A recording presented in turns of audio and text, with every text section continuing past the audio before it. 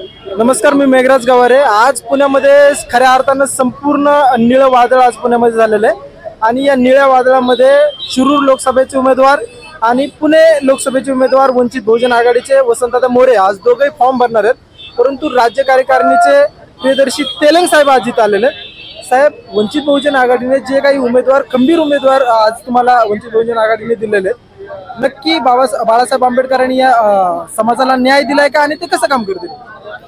ही बाळासाहेबांची भूमिकाच राहिली आहे की लोकशाहीचं विकेंद्रीकरण करायचं। महाराष्ट्रामध्ये आणि देशामध्ये ही जी सत्ता आहे काही कुटुंबाच्या हातात आहे। महाराष्ट्रामध्ये मग ते काँग्रेस असोत, शिवसेनेत असोत, राष्ट्रवादी असोत, ही सत्ता काही कुटुंबाच्या हातात आहे। ती कुटुंबातली सत्ता हातात काढून ती लोकांच्या, सामान्य माणसाच्या, भटक्या विमुक्तांच्या, वंचिताच्या या समूहाला सत्ता सोपवण्याचं काम बाळासाहेबांच्या नेतृत्वात होत आहे आणि म्हणूनच महाराष्ट्रामध्ये जी आम्ही उमेदवारी दिली या वंचित समूहातली ती उमेदवारी।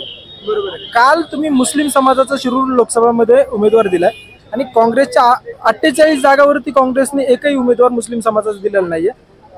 मुस्लिम समाजाकडे बाळासाहेब आंबेडकरांचं विशेष लक्ष असं तुम्हाला वाटतं का?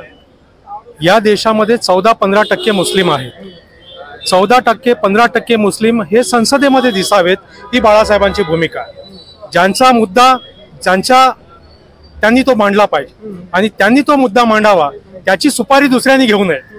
ते मुद्दा मुसलमानांनी मांडावा ही बाळासाहेबांची प्रामाणिक भूमिका आहे आणि म्हणून महाराष्ट्रामध्ये त्यांच्या लोकसंख्येच्या प्रमाणात 5 मुस्लिम उमेदवार किंबहुना 6 अल्पसंख्याक उमेदवार वंचित बहुजन आघाडीने दिले आहे। ते काँग्रेस स्वतःला किती सेक्युलर बनत असली तरी त्यांनी उमेदवारी दिलेली नाही। भाजपाच्या हिंदुत्वाच्या प्रचाराला ते बळी पडले आहेत आणि आम्हाला सांगतात की संविधान वाचवा। संविधान तेव्हाच वाचू शकेल जेव्हा तुम्ही यांचं प्रतिनिधित्व लोकसामान्य लोकांकडे द्याल। यांचं प्रतिनिधित्व कसं आहे तर घरीच आमदार, घरचाच खासदार, हे महाराष्ट्रात आहे, दुसऱ्या राज्यात पण आहे। आणि यांनी जी उमेदवारी दिली आपण सुरतमध्ये बघतोय, काँग्रेसने ज्याला उमेदवारी दिली तो मॅनेज झालाय। महाराष्ट्रामध्ये सुद्धा नाना पटोलेला उमेदवारी दिली, तो उमेदवार लढला नाही। रामटेकमध्ये ज्याचा अर्ज बाद होणार आहे त्याला त्यांनी उमेदवारी दिली।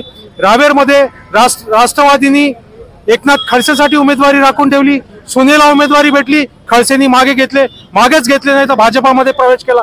याच्यामुळे हे जे सांगत आहेत की संविधानाला धोका आहे, संविधानाला धोका नाही, यांच्याचमुळे धोका आहे आणि तो धोका परतावून लावण्यासाठी बाळासाहेब ठामपणे उभे आहेत। बाळासाहेबांनी फुले शाहू आंबेडकर विचाराचा जो प्रवाह राजकारणामध्ये निर्माण केला आहे तो आम्ही सगळे टिकवून ठेवणार आहोत। ती आमची जबाबदारी आहे, ती वसंत मोरेची जबाबदारी आहे, ती शेखची जबाबदारी आहे, ती माधवी जोशीची जबाबदारी आहे आणि हे सगळे लोक खंबीरपणे यांना पुढे घेऊन जाणार आहेत। बरोबर। मी तुम्हाला माझा दुसरा प्रश्न असा की तुम्ही सांगितलं की सुरत मधून काँग्रेसनी निवडणूक मागे घेतलेली आहे आणि तिथं बिनविरोध भाजपाची सीट लागलेली आहे। आजपर्यंत बीजेपीला, आपलं वंचित बहुजन आघाडीला बीजेपीची बी टीम म्हणलं जात होतं, मग या प्रकारावरून काँग्रेस बीजेपीची बी टीम आहे असं तुम्हाला वाटतं का? नाही, मी असा मुद्दा उपस्थित करणार नाही। प्रत्येक राजकीय पक्षाला आपल्याला निवडणुकीला समोर जाण्याचा अधिकार आहे, तो राजकीय पक्षांनी करावा। माझ्या विचाराचे, माझ्या विचार प्रणालीचे फुले शाहू तेव्हा बघू शकेल आणि तो बघण्याचा आमचा प्रयत्न आहे। आमच्या विचाराला किती सहमती आहे ती आम्ही निवडणुकीच्या माध्यमातून बघू। हे बीसी टीम ज्यांच्याकडे मुद्दे नाही हे असे आरोप करतात, आम्ही आमचे मुद्दे त्यांच्या पुढे ठेवलेत, त्या मुद्द्यावरची चर्चा करत नाही। कारण तुम्ही एक लक्षात घ्या, इलेक्ट्रोल बॉन्ड हा जो वसुलीचा कार्यक्रम आहे तो फक्त मोदींनी केला नाही, त्या वसुलीच्या कार्यक्रमामध्ये काँग्रेस हिस्सेदार आहे, त्या वसुलीच्या कार्यक्रमात राष्ट्रवादी हिस्सेदार आहे, त्या वसुलीच्या कार्यक्रमात शिवसेना हिस्सेदार आहे। मग आम्ही हे मुद्दे जेव्हा बोलतोय तेव्हा यांची बोलती बंद होते आणि हे आरोप करायला लावतात। बरं, अशोक चव्हाण यांच्यासोबत चर्चेला आदल्या दिवशीपर्यंत आहेत आणि दुसऱ्या दिवशी भाजपात प्रवेश करतात, हे आम्हाला सांगणार बी टीम आणि सी टीम? यांचा मूर्खपणा आहे, यांची फसवेगिरी आहे। काँग्रेस आणि भाजपाचं मॅच फिक्सिंग आहे। काँग्रेसला मत देणं म्हणजे रॉंग नंबर डायल करणं आहे। या रॉंग नंबर पासून आपण सावध राहिलं पाहिजे आणि वंचित बहुजन आघाडीच्या उमेदवाराला ताकदीने आपण मदत केली पाहिजे, बाळासाहेबाला आपण साथ दिली पाहिजे, तरच आपण ही लोकशाही पुढे घेऊन जाऊ। परंतु सामान्य माणसामध्ये बीजेपीचे लोक असा प्रचार करतात की वंचित बहुजन आघाडीला जर तुम्ही मतदान टाकलं तर मतदान तुमचं वाया जाणार आहे, त्याच्याबद्दल काय म्हणणार आहे? मतदान मत प्रदर्शित करायचं असतं, बरोबर। निवडून येणं न हे मोठे मतदार ठरवतील, की लोकसभा क्षेत्रातले मतदार ठरवतील, पण आम्ही जे मुद्दे मांडत आहोत त्या मताला किती लोक पुढे घेऊन जातात, त्या विचार प्रणालीला किती लोक सहमत आहेत, आम्ही जो मुद्दा मानतोय शिक्षणाच्या संदर्भात, आरोग्याच्या संदर्भात, त्या भूमिकेशी किती लोक सहमती दर्शवतात, हे मोजण्याचं, हे ठरवण्याचं काम निवडणुकीच्या माध्यमातून होते. त्याच्यामुळे मत दिलं हे वाया जाणारं नव्हतं, हे प्रतिनिधित्व असतं आणि त्या प्रतिनिधित्वाला मत द्यायचं असतं. कारण देशातली लोकशाही ही प्रतिनिधित्व आधारित आहे. ते प्रतिनिधित्व या मुद्द्याला धरून, शिक्षणाच्या मुद्द्याला धरून, कारण शिक्षणाच्या धोरणाचा जर आपण विचार केला तर भाजपाच्या धोरणात आणि काँग्रेसच्या धोरणात कसलीही वेगळं पण नाही. भाजपाने जे नवीन शिक्षण धोरण बनवलं ते नवीन शिक्षण धोरण अंमलात कसं आणावं हे महाविकास आघाडीने त्याच्यासाठी कमिटी स्थापन केली. मग त्यांच्या धोरणामध्ये जर काही बदल नसेल तर यांना का म्हणून आम्ही मतं द्यायची? आमच्या शिक्षणासाठी जे प्रयत्न करतायत ते वंचित बहुजन आघाडी आणि बाळासाहेब प्रयत्न करतायत. माझा शिक्षण व्हावं, माझ्या लोकांना, वंचित समूहांना शिक्षण मिळावं, ही वंचित बहुजन आघाडीची भूमिका आहे आणि त्या भूमिकेवर आम्ही ठाम आहोत.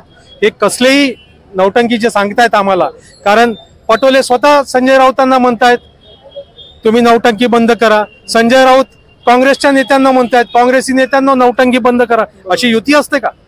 आणि ती आपल्याला दिसत आहे सांगलीच्या जागेवरून, रावेरच्या जागेवरून, मुंबईच्या जागेवरून. ही नौटंकी सगळ्यांच्या समोर आहे. ती युतीपुती काहीच नाही आहे, ही ढकुसलेबाजी आहे. लोकांना, इथल्या मतदारांना, महाराष्ट्राच्या मतदारांना फसवेगिरी करण्याचं काम हे युती आणि आघाडीचं सुरू आहे.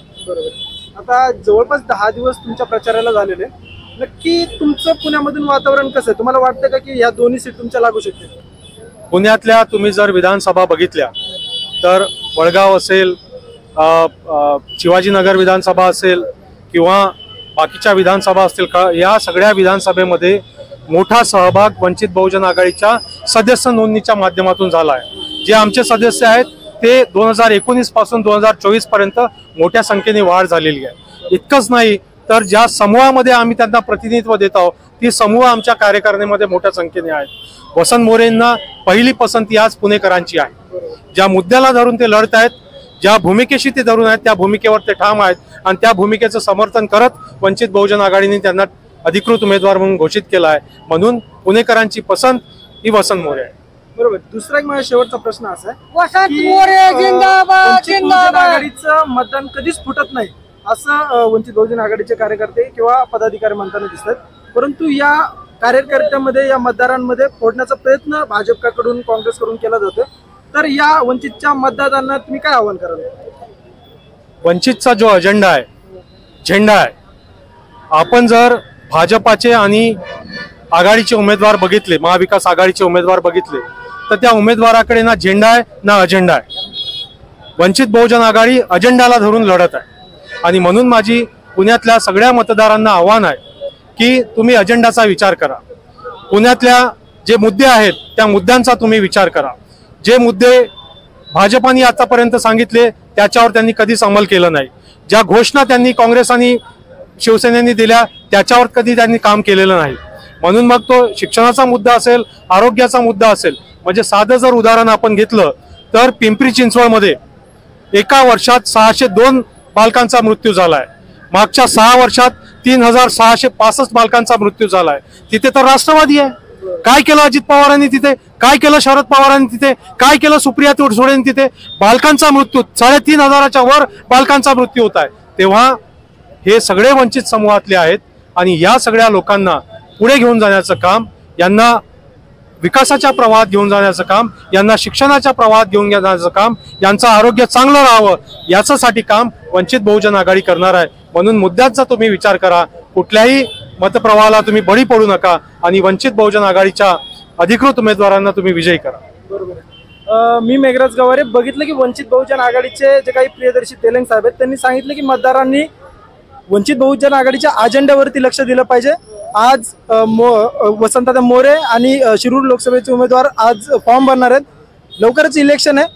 वंचित बहुजन आघाडीची ताकद इलेक्शनच्या माध्यमातून वंचित बहुजन आघाडीच्या कार्यकर्त्यांनी दाखवणं पण गरजेचं आहे. इलेक्शनचा रिझल्ट येणं पण आपण बघणार आहेत. मी मेघराज गवारे, तुम्ही बघत होता क्रांती न्यूज. लेटेस्ट अपडेटसाठी तुम्ही माझ्या इंस्टाग्राम सबस्क्राईब करू शकता, माझं चॅनल सबस्क्राईब करू शकता. धन्यवाद.